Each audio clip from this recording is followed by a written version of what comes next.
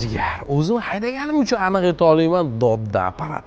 Genesis GV70 elektromobili. Shunaqangi koptoqda yurasiz, uni ustiga takku bu yoqqa chiqib turadigan Cherokee diskavallar taqib qo'yilgan ekan. Zavodskoy ham bor, uni ham beraman deyaptilar. Bitta joyi mana shu kirloning ichida kraska tegan joyi bor ekan. Yana o'z uchun tekshirtirib olasiz. Qolgan joyda kraska yo'q deyaptilar. Ishoning, shunaqangi navorat, shunaqangi yumshoq mashina. Head-up display bor. Mana bu ruldagi boost knopka nima bilasizmi? Nitro bor. Bu o'yinlarda o'ynardik-ku, yig'ilib turadi. Bitta bosib, surib qoladi. Nerealniy tez suradi.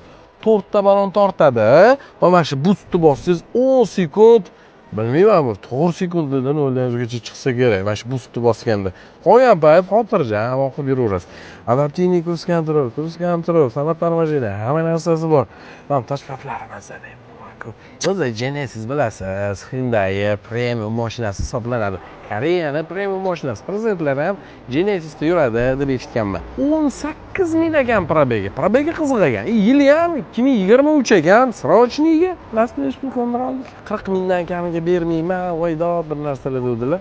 Qalblariga qo'l solib 38 mingga ko'ndiroldik. Bosqarinchiga maza qilib elektromobilda olib yurasiz.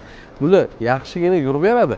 500 oshuv ko'rsatadi. Adashmasam, realniy shaxsan o'zi qish kunida hammom qilib qo'yib, salonda 430 km yuradi. Bu realniy shunaqa yuradi.